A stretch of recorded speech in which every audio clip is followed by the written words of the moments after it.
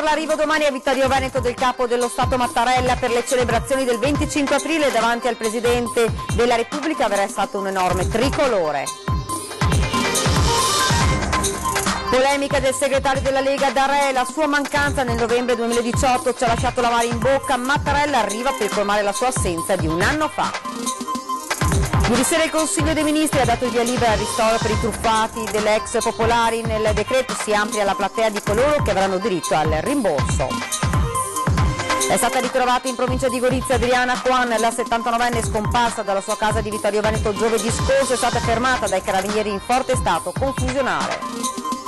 È un 35enne di Lori, il pirata della strada che ha investito una 16enne a Castello di Godego, si è presentato volontariamente alle forze dell'ordine.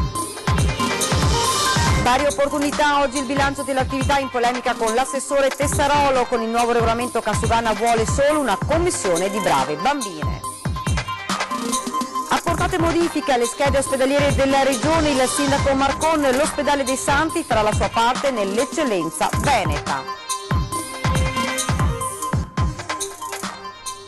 Buonasera e ben ritrovati dalla redazione di Treviso. In primo piano quindi questa sera l'arrivo a Vittorio Veneto del Capo dello Stato Mattarella per le celebrazioni del 25 aprile.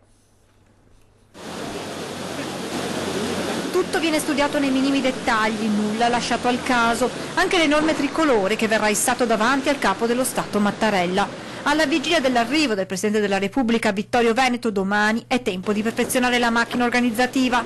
Stamane davanti al municipio ultima riunione tecnica con il sindaco Roberto Tonon, i rappresentanti del cerimoniale e gli uomini delle forze dell'ordine che dovranno garantire la sicurezza durante tutto l'evento. In quest'ottica si è intervenuti anche sui cestini per i rifiuti con l'installazione di contenitori antiterrorismo. Spero anche per la sicurezza per tutti quelli che lavorano dietro a queste cose che vada tutto bene. Speriamo tutto bene. Sia una bella giornata e va bene tutto. L'arrivo di Mattarella è previsto alle 11 quando insieme al governatore Zaia entrerà in Piazzale della Vittoria dove inizierà la cerimonia per il 74esimo anniversario della liberazione nella città trevigiana.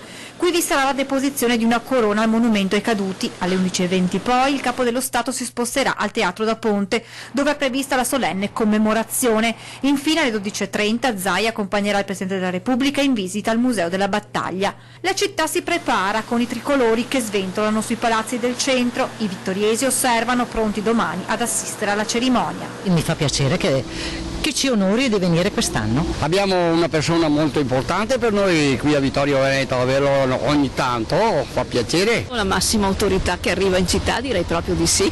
Verrà a sentire? Penso di sì.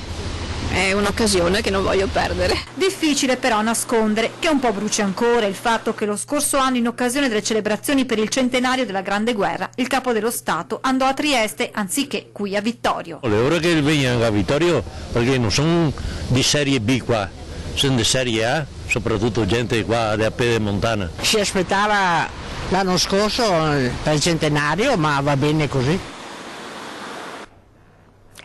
Dunque, come avete sentito, alcuni cittadini di Vittorio Veneto non hanno dimenticato l'assenza lo scorso anno del Capo dello Stato, la sua mancanza nel novembre 2018 ci ha lasciato l'amaro in bocca, sottolinea il segretario veneto della Lega D'Arè.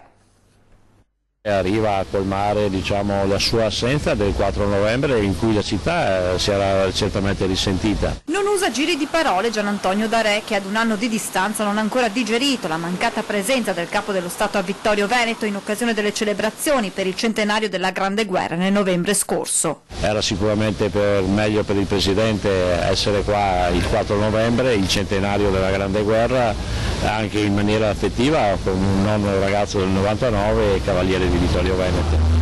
Arriva il 25 aprile, ben venga, io sono contento perché la città ne esce sicuramente inorgoglita e rafforzata di quello che era stato un po' questo 4 novembre che per noi vittoriesi ci ha lasciato un po' l'amaro in bocca. Messe da parte le polemiche, Vittorio domani accoglierà il Presidente della Repubblica in un giorno ricco di significati. In memoria di quella che è stata la Resistenza, ma in memoria anche di quei tanti giovani morti nelle sterminate pianure russe o nei deserti africani, ma che sicuramente poco condividevano di quell'era nefasta del fascismo o del neofascismo. Dopo una serata di attesa, il Consiglio dei Ministri dà il via libera a fondo indennizzo risparmiatori. Ecco che cosa prevede, salvo sorprese. La politica, come la vita, è fatta di attimi. Quello di ieri a Roma, a Palazzo Chigi, è stato decisivo. Il Consiglio dei Ministri ha dato il via libera al fondo indennizzo risparmiatori. Tutto come previsto l'8 aprile, quando il Premier Giuseppe Conte e il Ministro dell'Economia Giovanni Tria hanno indicato la via del doppio binario, risarcimenti diretti, senza arbitrato, per chiunque abbia un reddito inferiore ai 35.000 euro o un patrimonio mobiliare sotto i 100.000 euro. Per chi è sopra questa soglia, arbitrato semplificato affidato a una commissione di 9 esperti istituita dal Ministero dell'Economia e della Finanza. Arbitrato che comunque è necessario per distinguere chi è stato truffato e chi no. Una soluzione condivisa dalla larga maggioranza delle associazioni. Di Maio avrebbe voluto l'unanimità, avrebbe preferito evitare l'arbitrato anche per i redditi più alti e forse proprio per allargare la platea dei risparmiatori che hanno diritto a rimborsi quasi automatici è stata alzata l'asticella. Niente arbitrato, non fino ai 100.000 euro, ma fino a 200.000 euro di patrimonio mobiliare. Una modifica introdotta a sorpresa dal Consiglio dei Ministri, che adesso dovrà essere valutata dalla Commissione europea. Insomma, il rischio è di perdere altro tempo sulla linea calda Roma-Bruxelles.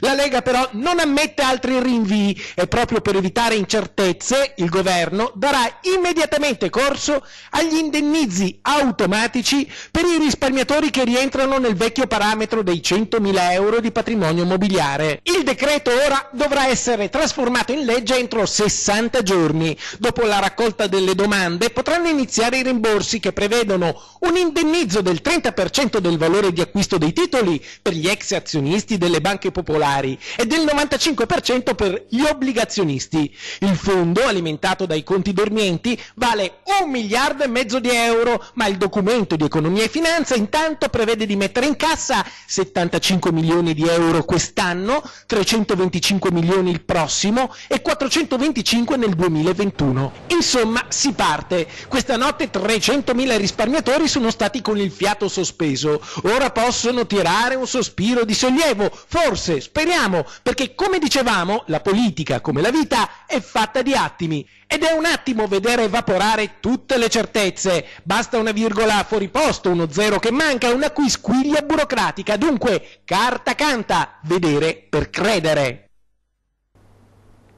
E proprio su questo argomento sentiamo il commento del nostro direttore Luigi Bacialli. Non abbiamo ancora messo la parola fine a questa tragedia dei risparmiatori truffati, che a tratti è diventata anche una farsa. C'è stata però una svolta determinante, è passato in questo decreto della crescita il progetto del doppio binario. Adesso sono ancora da rivedere dei dettagli, perché c'è il giallo sul tetto dei 200.000 euro che non sono il risarcimento massimo, ma è il massimo imponibile dei beni mobili per il quale appunto si può accedere a questi ristori. E quindi ancora i dettagli non sono al loro posto tutti quanti in fila, però insomma diciamo che la svolta c'è stata. E l'unica considerazione che a questo punto si può fare, oltre che alla soddisfazione dei risparmiatori truffati che finalmente vedono questa luce in fondo al tunnel dopo tanto buio, è che finché si parla, finché si chiede, finché si cerca di convincere qualcuno a darci una mano, il più delle volte si ottengono dei rifiuti, si vedono porte sbattute in faccia, insomma non si cava un ragno dal buco. Quando si alza la voce, quando si usano parole grosse, allora vedi che qualcosa nell'atteggiamento di anche i più ostici, i più cinici può cambiare. Può sembrare velleitario, ma il fatto di veramente fare quello che ha fatto Patrizio Miatello ed altre associazioni, che a un certo punto hanno detto, insomma, sapete cosa vi diciamo voi che siete venuti a prometterci questi ristori in tempi brevi, che noi la prossima volta non vi votiamo più. E come d'incanto, come per magia, le cose sono cambiate. Morale della favola: questi politici, che siano di destra, di sinistra, di centro, ha poca importanza, hanno un unico obiettivo e un unico interesse, il consenso. Per cui se per caso vedono che questo consenso è minacciato e potrebbe in qualche modo crollare o svanire, allora corrono ai ripari. Appena c'è stata questa minaccia, subito riunione, tria, il doppio binario, ancora bastoni tra le ruote, ma insomma alla fine questa svolta c'è stata, perché di questo hanno paura, e questo dovrebbe servire da lezione anche per l'autonomia. È giustissimo, come fa il Presidente Zaia, trattare in maniera, nell'alveo della Costituzione, essere sempre disponibili, andare 45 volte a Roma con la povera Stefani, che davvero non so come faccia a resistere di fronte a questo ostinato silenzio di chi l'autonomia non la vuole, a questa presa per i fondelli, a volte può sembrare. E allora è bene fare di tutto, ma se a un certo punto ci si sente presi per il naso, allora bisogna reagire, bisogna minacciare, e bisogna dire alle forze del governo, in questo caso, che siano Lega, 5 Stelle, PD, Forza Italia, non conta nulla, bisogna dire: la prossima volta non vi votiamo, tutti i voti che vi abbiamo dato saranno spazzati via. E quindi a quel punto vedrete che, come d'incanto, le soluzioni saranno raggiunte. Siamo ora alla cronaca. Dopo 6 giorni dalla scomparsa è stata trovata Adriana Coan, 79 anni, di Vittorio Veneto. A chiamare i familiari sono stati i carabinieri di Gorizia. Sentiamo. Siamo usciti da un incubo. Sono queste le prime parole del figlio di Adriana Coan, ritrovata oggi in provincia di Gorizia. La donna, 79 anni, era scomparsa giovedì scorso da Vittorio Veneto. Era uscita di casa per fare la spesa, poi doveva andare in cimitero a trovare la figlia. Da quel momento di lei si erano perse le tracce, fino ad oggi. È stata ritrovata poche ore fa, diciamo, in zona di Gorizia. Mi hanno chiamato i carabinieri e mi ha dato questa notizia che sinceramente è stata una cosa proprio che ormai le speranze era proprio speranze al minimo, proprio perché sinceramente tanti giorni sono passati, insomma, dal 18. Adriana è stata fermata dai carabinieri a Romance di Sonzo, frazione Versa, poco prima delle 15. Si trovava alla guida della sua auto, una Renault Clio, in forte stato confusionale. I militari hanno subito chiamato i sanitari del 118 che l'hanno accompagnata in ospedale per accertamenti. La donna sta bene. Da quello che mi hanno detto, adesso noi stiamo andando giù per vedere, insomma, com'è la situazione. Comunque si stanno curando quello che ha bisogno, insomma, al momento. Ancora non si capacita il figlio di come la madre possa aver raggiunto la provincia di Gorizia, ma soprattutto come ha vissuto in questi 6 giorni, dove abbia dormito, mangiato. Insomma, tante domande, ma per ora l'unica cosa da sapere è che la mamma sta bene ed è stata trovata. Presto tornerà a casa. Il resto lo ricostruiranno con calma. È un 35enne di Loria, il pirata della strada, che ha investito una 16enne la notte tra domenica e lunedì a Castello di Godego. Si è presentato volontariamente alle forze dell'ordine. Si è presentato alla polizia stradale ammettendo di aver investito la ragazza, ma sostenendo di non essersi fermato perché pensava di aver urtato un animale. Si è dunque costituito il pirata della strada che la notte tra domenica e lunedì ha travolto una 16enne di origini romene in via Caleoncino a Castello di Godego, nei pressi del passaggio a livello. Si tratta di un 35enne di Loria, che ha anche sostenuto di essere tornato sui suoi passi per verificare l'accaduto, senza però accorgersi della minorenne ferita né dell'amica che rincasava a piedi con lei. La ragazza è fuori pericolo e l'automobilista, costituendosi, ha evitato conseguenze più serie. È stato denunciato a piede libero per lesioni stradali gravi. La sua versione è al vaglio delle forze dell'ordine. Si cercano riscontri oggettivi per decidere se contestargli o meno anche l'omissione di soccorso. Arrestato per resistenza pubblico ufficiale un 41enne pluripregiudicato di Strana che oggi pomeriggio ha forzato un posto di blocco sulla Castellana Castelfranco. A quel punto è iniziato un folle inseguimento tra i comuni di Vedelago, Castelfranco e di Strana. L'uomo, pur non avendo la patente di guida, era al volante di una Peugeot bianca e stava percorrendo la Castellana con il portellone posteriore alzato per non far vedere la targa. Alla fine il gestionario, dopo aver speronato un mezzo dei militari, finisce la sua corsa incastrato sotto un mezzo pesante. Durante le operazioni di arresto del malvivente 2 dei militari sono rimasti leggermente feriti. Asportate modifiche alle schede ospedaliere della Regione, nuove classificazioni per gli ospedali di Montebelluna e Castelfranco che diventano SPOC a 2 gambe.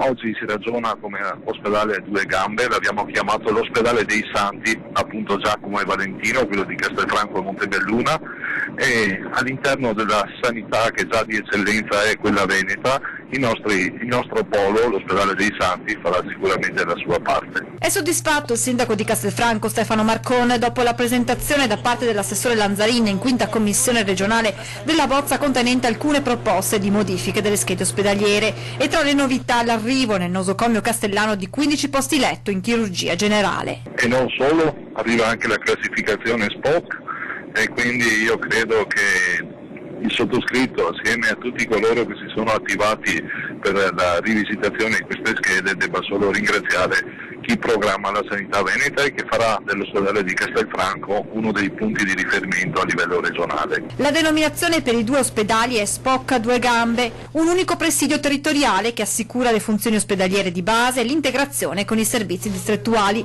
Tutto questo, spiega Marcone, in un'ottica di eccellenza veneta insieme alla futura cittadella della salute di Treviso. Saremo ben posizionati all'interno della marca trevisana, appunto con i 2 poli, di cui uno specializzato per la patologia oncologica e l'altro assieme comunque a Castelfranco Veneto a disposizione del territorio. Un buon risultato. Ora attendiamo che tutto venga formalizzato e poi si comincia, aggiunge ancora il sindaco di Castelfranco, che poi continua, dovranno iniziare anche a dar corso agli investimenti. È stato deliberato l'assegnazione dei fondi per la realizzazione del bunker di radioterapia, quindi le cose che si concretizzano ed è una nota positiva. Ed ora ci fermiamo un attimo, c'è la pubblicità. Migliore. Nuovamente in studio, siamo ora alla politica, elezioni comunali a Monastier in attesa della decisione nel centro-destra. C'è attualmente in corsa solo una lista, quella del sindaco uscente Paola Moro. A un mese dall'appuntamento con le urne a Monastier c'è ufficialmente un solo candidato alla poltrona di sindaco, l'uscente Paola Moro della lista civica per Monastier appoggiata dal Partito Democratico. In mattinata la presentazione della compagine rinnovata per metà in attesa di capire se ci sarà uno sfidante e chi sarà. La Lega dovrebbe presentarsi con un proprio candidato sostenuto anche da altre forze politiche e civiche di centrodestra, ma nulla è stato ancora formalizzato. In questa campagna per il momento in solitaria Moro ribadisce l'obiettivo di poter portare avanti e veder completato quanto avviato in questi 5 anni. Naturalmente andremo in continuità con il lavoro fatto in questi 5 anni, con una squadra in parte rinnovata, quindi piena di entusiasmo, piena di idee anche nuove, in parte consolidata e quindi con competenze acquisite, con volontà di continuare implementando appunto i progetti iniziati e innestandone di nuovi. Fiore all'occhiello le nuove scuole in costruzione, ma da fare in termini di strutture e di servizi da offrire ai cittadini, dalle piste ciclabili alla sala polivalente in via di progettazione, ce ne sono diversi. Migliorare la qualità della vita in un centro piccolo ma con realtà imprenditoriali, ricettive e sanitarie di rilevanza regionale e nazionale, questo è il proposito di Moro che ha fissato nel programma elettorale alcuni capisaldi. L'ambiente con anche allegata la mobilità sostenibile e la tutela e l'implementazione delle risorse che noi abbiamo, per fortuna molto green. Non da ultima la sicurezza con il progetto di implementazione delle telecamere di videosorveglianza, tappe di un percorso che il sindaco uscente si propone di continuare, avversari permettendo. Dalle comunali alle europee, presentazione oggi a Treviso della lista di Casa Pound, ferma nel sostenere l'esigenza per l'Italia di uscire dall'Unione Europea. Casa Pound si presenta alle elezioni europee oramai come l'unica forza politica che promuove l'uscita dall'Unione Europea e l'uscita dall'euro. Si tratta di un'uscita che noi riteniamo fondamentale per l'avvenire del nostro Paese, perché a dispetto di tutto quello che ci raccontano, se noi andiamo a guardare cosa è successo nei 15 anni o poco più in cui abbiamo adottato la moneta unica, sono disastri per l'Italia. Casa Pound partecipa alle elezioni europee di fine maggio esclusivamente per avere visibilità mediatica, dicono i 3 candidati che si presentano a Treviso, altrimenti le istanze che porta avanti verrebbero passate sotto silenzio. Perché? Perché Casa Pound si oppone ad un modello sociale che è quello imperante liberista, dove il potere è economico ed in mano di pochi, che adottano norme per realizzare un modello sociale da giungla, un modello dove vince esclusivamente il più forte. È la trevigiana Elisabetta Uccello, quarantenne imprenditrice, a fare da padrona di casa. Con lei, oltre al padovano Cardona, che è anche coordinatore regionale del movimento, l'avvocato veronese Roberto Bussinello, capolista nel Collegio Italia Nord Orientale, il segretario Simone Di Stefano. La forza politica di destra rimane convinta che uscire dall'Europa sia essenziale, malgrado l'esempio della Brexit. Perché l'esempio della Gran Bretagna viene visto in negativo da chi non è britannico. Chi invece è britannico ha fatto un referendum e il popolo britannico ha stabilito che il suo bene era al di fuori dell'Unione Europea. In un'organizzazione sovranazionale la sovranità evapora ed evapora anche la rappresentatività del popolo. Dove va a finire? È il Parlamento italiano, prosegue la candidata trevigiana, a dover decidere l'uscita dall'Unione. Quanto a un'eventuale elezione al Parlamento di Strasburgo, l'unica linea da seguire sarebbe quella di dire no a ogni deliberazione fino allo sfinimento. È proprio un'opposizione all'istituzione della Commissione europea. Non puoi fare nient'altro, ma veramente non si può fare niente altro. Fine.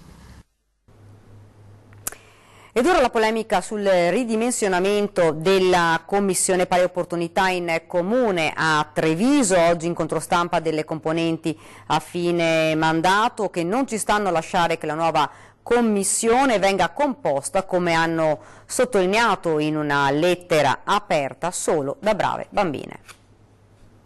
La nuova assessora Tessarolo ci ha spiazzato completamente perché ha dato alla stampa il regolamento nuovo prima di presentarlo in commissione e anche senza coinvolgerci nella stesura e sentire il nostro parere. L'assessore passa sopra alla commissione e la risposta arriva con una lettera aperta. La storia è risaputa e abbondantemente anticipata dalla stampa e racconta della proposta da parte dell'assessore al sociale Gloria Tessarolo del taglio da 24 a meno di 10 dei componenti di questa assemblea che si occupa di violenza, integrazione e del telefono rosa. Secondo l'assessore della Giunta Conte è per rendere questo organismo più snello e più produttivo, termini che non sono per nulla piaciuti alle componenti. Prima di tutto non è un regolamento democratico, sia nella costruzione del regolamento stesso, perché noi l'abbiamo vissuto come un colpo di mano, e nemmeno nella composizione, perché è fatta soltanto di 7 membri a fronte dei 24 precedenti.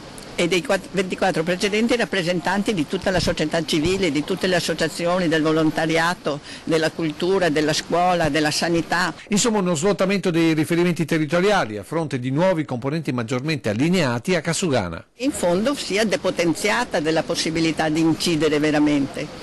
E crediamo, abbiamo scritto anche nella lettera, di fare un'inferenza logica e dire evidentemente pochi membri scelti in un determinato modo che non si capisce come, non si capisce con che ruolo, con che criterio avverrà la scelta, si ipotizza che sia un gruppo di brave bambine, vale a dire accomodanti, acquiescenti, e non di donne brave come presumiamo noi di essere state, anche se siamo state tacciate implicitamente di essere incompetenti. La CGIL è pronta a celebrare nelle piazze il 25 aprile e il 1° maggio, ne abbiamo parlato questa mattina nel corso di Ore 13. 25 aprile, anniversario della liberazione, 1° maggio, festa del lavoro, giornate che la CGIL commemorerà nelle piazze della Marca. Il sindacato già questa mattina ha anticipato le celebrazioni nell'ambito del progetto Storia e Memoria dello SPI nazionale.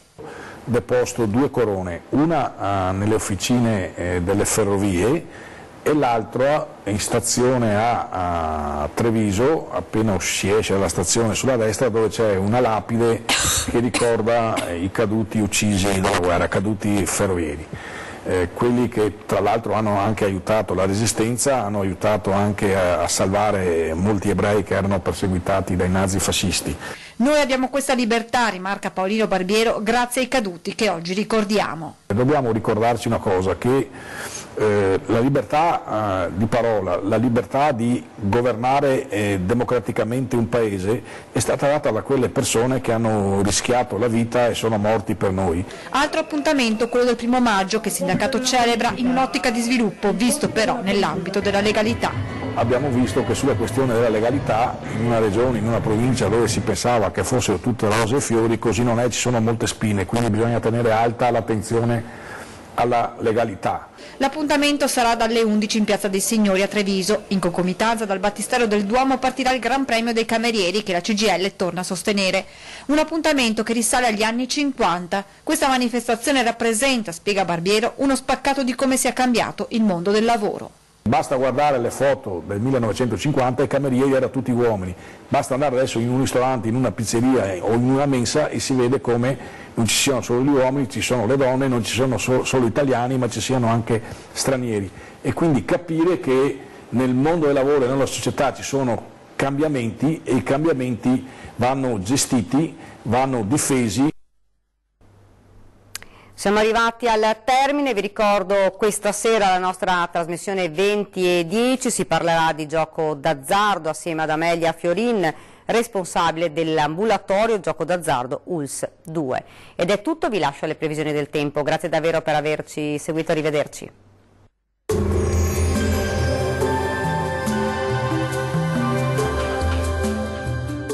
Tonus Laboratorio del Piede, centro altamente specializzato nella costruzione di plantari su misura, dedica nuove tecnologie di rilevazione dei carichi posturali per dare voce alla filosofia di benessere che lo caratterizza.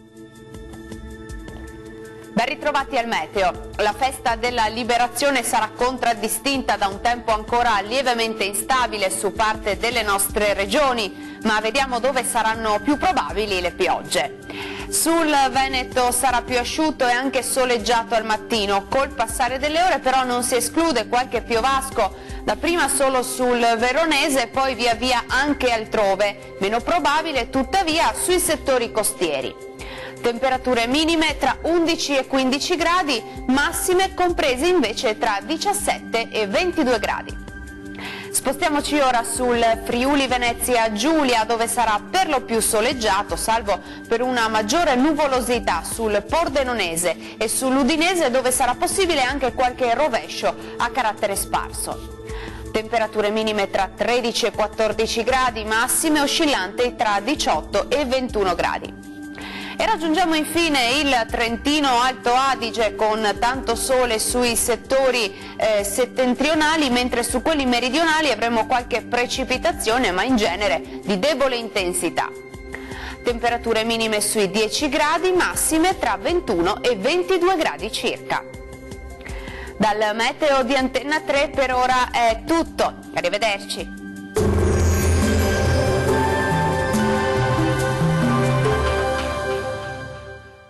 Tonus è il miglior negozio di calzature moda comoda. Qui troverete il più vasto assortimento di calzature Fratelli Tomasi. Eleganza e comodità, perché camminare è vivere.